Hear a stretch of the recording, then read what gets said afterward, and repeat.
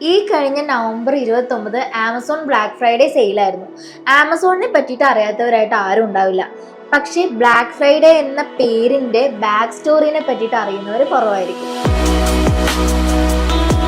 So ഇന്നത്തെ video പോകുന്നത് black Friday എന്ന പേരിനെ പറ്റിയിട്ടാണ്. എന്താണ് ബ്ലാക്ക് ഫ്രൈഡേ? ഇന്ത്യക്കാർക്ക് വേണ്ടത്ര പരിചയമില്ലാത്ത, സാധാരണയായി കേൾക്കാത്ത രണ്ട് വാക്കുകളാണ് ബ്ലാക്ക് ഫ്രൈഡേയും സൈബർ മൺഡേയും. അമേരിക്കയിൽ ഓരോ വർഷവും താങ്ക്സ് ഗിവിംഗിന് ശേഷമുള്ള വെള്ളിയാഴ്ച നടക്കുന്ന ഷോപ്പിംഗ് ഇവന്റ് ആണ് ബ്ലാക്ക് ഫ്രൈഡേ. വാസ്തവത്തിൽ 1960 ഫിലോഡൽഫിയയിൽ നടക്കുന്ന താങ്ക്സ് ഗിവിംഗിന് ശേഷം, അതായത് Friday, army navy football match ഉണ്ടാവാറുണ്ട്. സോ ഒരുപാട് ആൾക്കാരാണ് ഗെയിം കാണാനായിട്ട് അവിടെ എത്തുന്നത്. അതോടൊപ്പം തന്നെ കച്ചവടത്തിനായിട്ട് കുറെ റീറ്റെയിലേഴ്സും അവിടെ എത്തിച്ചേരാറുണ്ട്. കസ്റ്റമേഴ്സിനെ അട്രാക്ട് ചെയ്യാനായി ഒത്തിരി ഡിസ്കൗണ്ട്സും വൗച്ചേഴ്സും റീറ്റെയിലേഴ്സ് അവിടെ കൊടുക്കുന്നുണ്ടായിരുന്നു.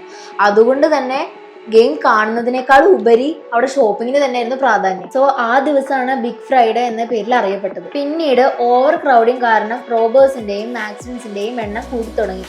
അങ്ങനെയാണ് ബിഗ് ഫ്രൈഡേ ബ്ലാക്ക് ഫ്രൈഡേ എന്ന പേരിൽ ലേബൽ ചെയ്തത്. 1980കളിലാണ് റീറ്റെയിലേഴ്സിന് ഈ ദിവസം ഏറ്റവും മികച്ചതായി മാറിയത്. വർഷത്തിൽ ഏറ്റവും കൂടുതൽ സെയിൽസ് നടക്കുന്നതും ലാഭം കൊയ്യുന്നതുമായ ദിവസമായിട്ടാണ് ബ്ലാക്ക് ഫ്രൈഡേനെ റീറ്റെയിലേഴ്സ് കണ്ടത്. എല്ലാവരും ഈ ദിനം കാത്തിരിക്കുന്ന അവസ്ഥയിലേക്ക് എത്തി. വലിയ ലാഭം നൽകുന്ന ഈ ദിവസത്തെ വ്യാപാരികളും ബ്ലാക്ക് ഫ്രൈഡേ എന്ന പേരിൽ വിളിക്കാൻ തുടങ്ങി. ഇനി ഇന്ത്യയിലേക്ക് വരുമ്പോൾ ബ്ലാക്ക് ഫ്രൈഡേ, സൈബർ മൺഡേ അത്ര പരിചിതമായിട്ടുള്ള കാര്യങ്ങളല്ല. എന്നാൽ ഓൺലൈൻ ഷോപ്പിംഗ് സൈറ്റുകൾ കഴിഞ്ഞ കുറേ വർഷങ്ങളായി ഈ രീതി രാജ്യത്തെ കസ്റ്റമേഴ്സിലേക്ക് എത്തിക്കാനായി പരിശ്രമിക്കുന്നുണ്ട്. അതിൽ മുൻപന്തിയിലുള്ളതാണ് ആമസോൺ, വാൾമാർട്ട് പോലുള്ള ഓൺലൈൻ പ്ലാറ്റ്ഫോംസ്. ഈ പ്ലാറ്റ്ഫോംസ് ബ്ലാക്ക് ഫ്രൈഡേനെ ഒരു പ്രൊമോഷണൽ ടൂൾ ആയിട്ടാണ് യൂസ് ചെയ്യുന്നത്.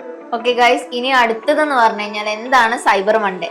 ഇത് ഡിസ്കസ് ചെയ്തിട്ടായിരിക്കും നമ്മൾ നെക്സ്റ്റ് വീഡിയോയിൽ വരാം. Thank you.